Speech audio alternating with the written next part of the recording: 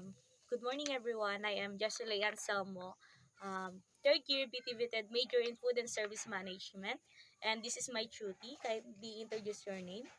Hello everyone, I am Aldrin Quitola, grade 7 from Alicia National High School. And as you can see, ang una naming babasahin is The Legend of the Hundred Islands. Can you start? One day, bad news broke out that an invading force was coming from across the sea. Immediately, the Raha called for a council of meeting among his chieftains. The group finally decided to meet the enemy at sea. They must not be allowed to land, asserted Raha Masubeg. 100 of the bravest warriors were summoned. They boarded in 10 large bankas, armed to the teeth. Batu Makisbeg commanded the task force in the lead banka. So, as in the first stanza, what was the bad news about? Invading force was coming across the sea. That's correct. So, we proceed to the second stanza. Not long enough, the two forces were soon locked in mortal combat. Furious encounter through hand-to-hand fight broke out on the boats and raged until the sun sank. In the west, and the darkness covered the sea. And the second question is, what was decided after Raha Masubeg called for a council of meeting among his chieftains? The two forces were soon locked. Meet the enemy at sea. They must not be allowed to land. That's correct. So as you can see, they decided that to meet the enemy at the sea and they must not also allowed to land. Continue. They were fascinated with many tiny islands dotting the sea line. There were about 100 of these islets. Some of the islands were shaped like overturned bankas, while others looked like bodies of dead men floating in the sea. The people believed that these were the 100 warriors who had sacrificed their lives in defense of their homes for the people of Alaminos to remember them. The god had immortalized them in the form of islands so that they will watch over their native land forever. So the third question is, what happened when the two forces met? The two forces were soon locked in mortal combat. That's correct. And the fourth question is number four question is, what happened to the 100 warrior and their enemies? None of the 100 warriors returned alive. The enemy was nowhere to be seen. And the last question is, what did the town people see that surprised them most?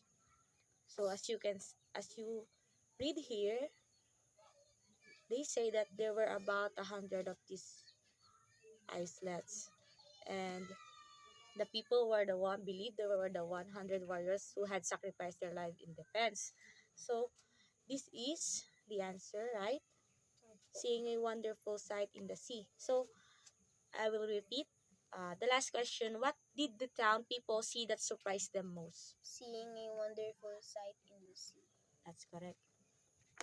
So, natapos na po namin yung English, then we will proceed to the Filipino. Green park sa bawat subdivision. Giniit kahapon ni Congresswoman Cynthia Villar ang agarang pagsasabatas sa kanyang House Bill 1210 o Green Park Act No. 2004 na naglalayong magtaas ng mga green parks sa lahat magtatag ng mga green parks sa lahat ng mga subdivision sa bansa para sa proteksyon ng kapaligiran lalo na sa mga syudad at lungsod. Ito ay matapos pagtibayan ni House Committee on Housing and Urban Development and panukalang ni Villar na nakahain ngayon sa mababang kapulungan ng Kongreso. So yung unang tanong, anong batas ang itinaguyod ni Las Piñas Congresswoman Cynthia Villar?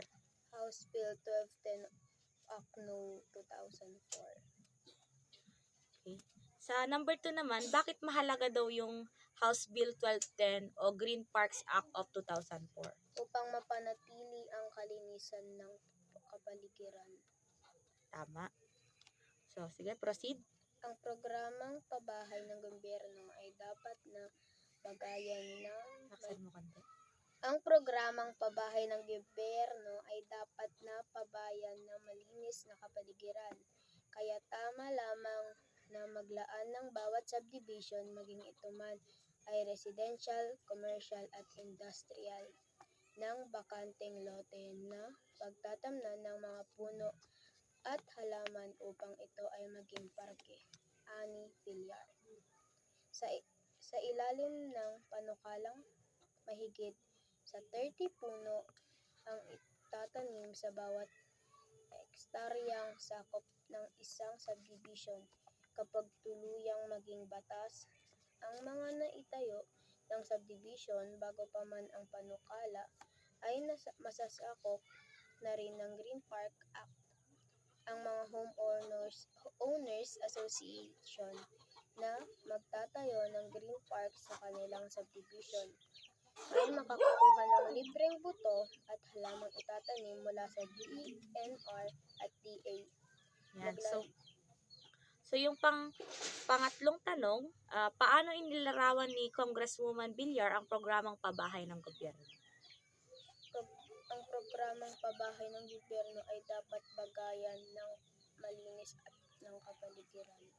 Yon, tama. So, yung pang-apat na katanungan, sa paanong parahan sinusuportahan ng DENR ang mga homeowners association na magtatayo ng green parks? So, yung DA kasi meaning niya, Department of Agriculture. So, ano daw yung paanong parahan daw na sinusuportahan ito ng mga homeowners association na magtayo ng green parks? Makakakuha ng libreng buto at halamang itatanim. Naglalaman din ng libreng gamit at artesyan. So, tama. Sige, proceed.